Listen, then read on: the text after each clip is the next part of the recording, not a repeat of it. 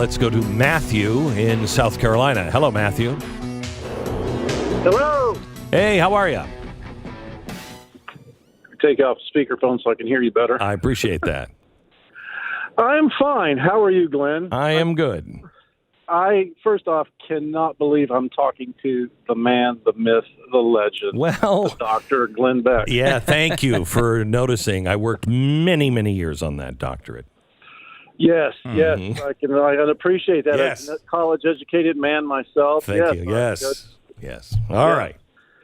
I started listening to your show, about 6 years ago, I guess, on a regular basis. And I guess that was the beginning of the education system there for me. And then I also listened to the great Rush Limbaugh right after you. And now that we have this empty vacuum of Rush being gone, I listen to you primarily now. And a lot of your predictions, a lot of what other people say, oh, that's crazy conspiracy crap, is actually true. I'm seeing it happen. And I know. all through the Trump years, I'm seeing things in a different way now. It's almost like a veil has been lifted, and I see it. And if I hear something on regular news, I always ask the question, what's in it for them? What's really going on? So with your Dr. Fauci special that you had a week ago, first off, you were right about Google.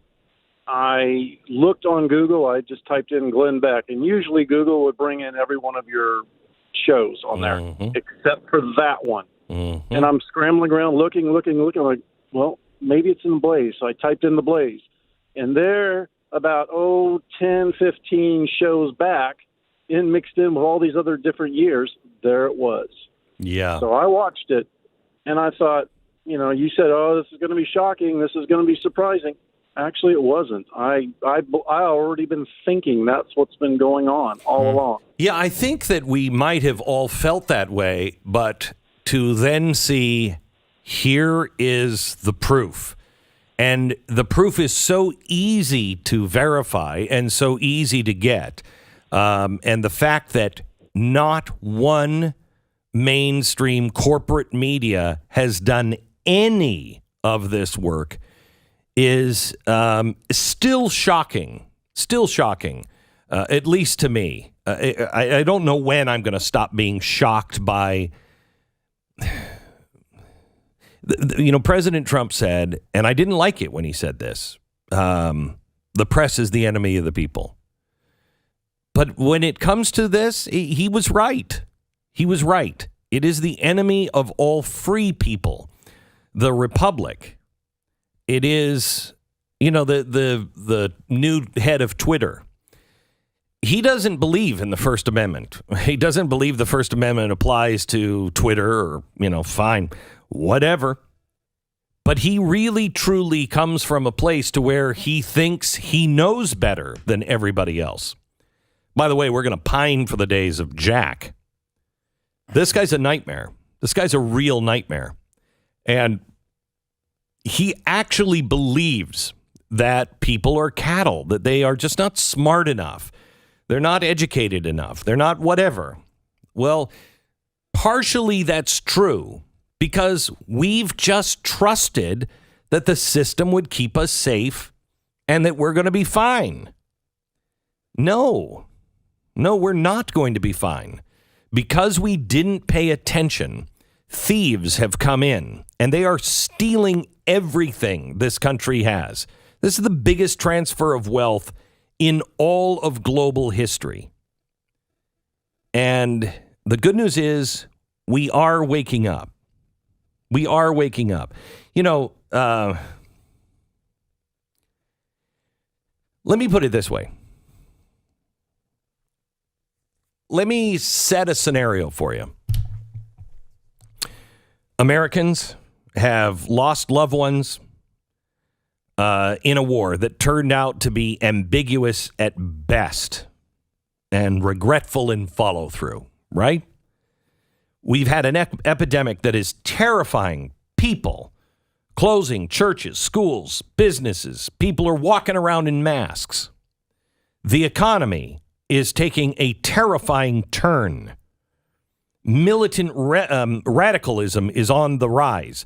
No one trusts their neighbors anymore.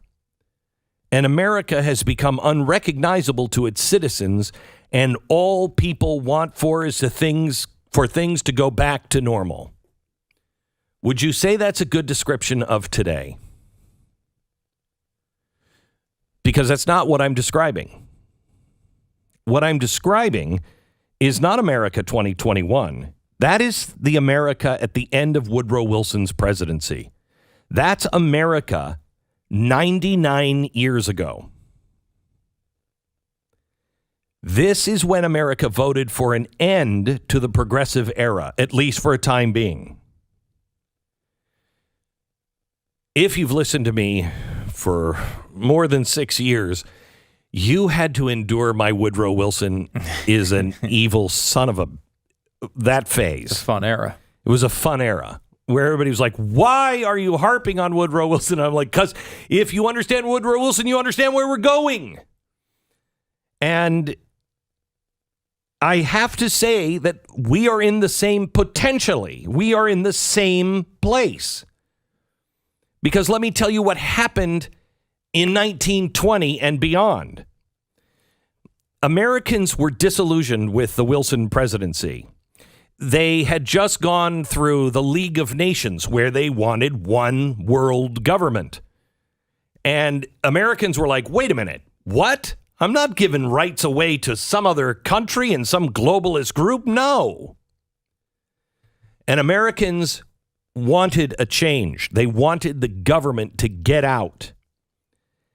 And change presented itself in the form of a wildly unremembered, yet extremely popular in his time, presidential candidate, Warren G. Harding.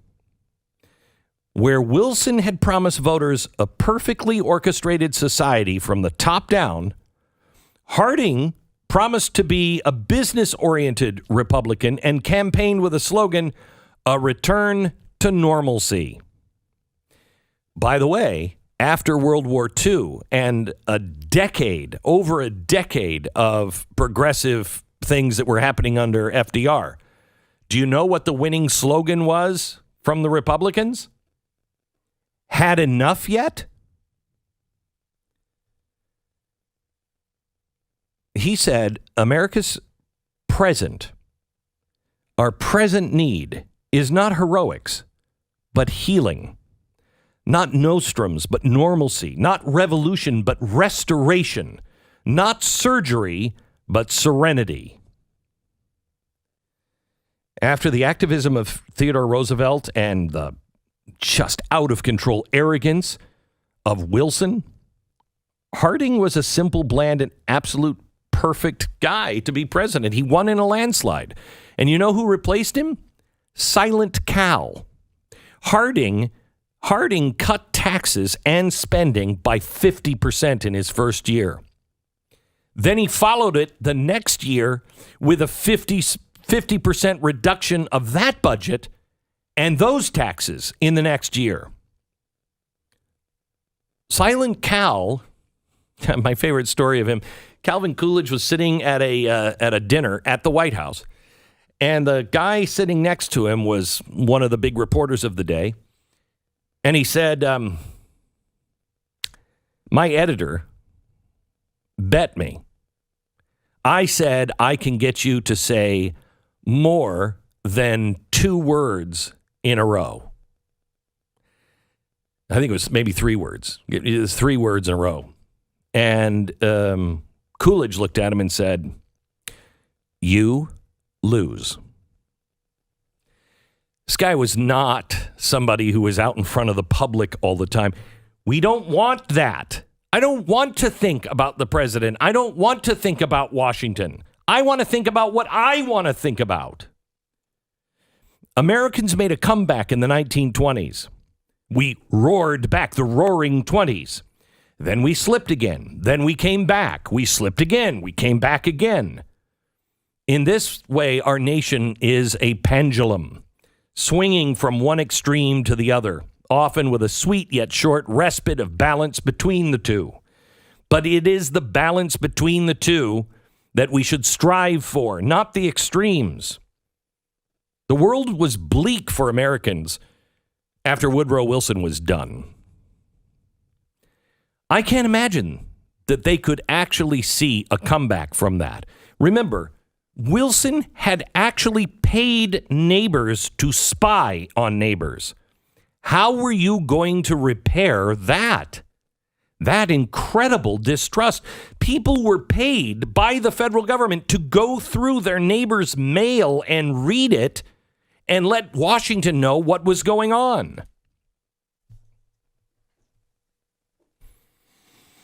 History is a really great place to just sit back when everything is on fire, just to sit back and read history and learn from history, because you could go, holy cow, I can't believe we survived that. So, I mean, we did survive that, and worse. We survived the Civil War and came back with the American century. It's not going to be easy. It's going to be hard. This is going to be the toughest time period for Americans to recover. But I still believe in America. I still believe in the American people. I still know that this audience is going to play a big role in saving America. I don't know what form that takes, and probably not a very grand form. It's just probably millions of Americans doing exactly what they're supposed to do and being a source of light and goodness and truth. It can happen. And if we look back at history, it seems probable that it will happen. Things have been really bad before, and we worked our way out.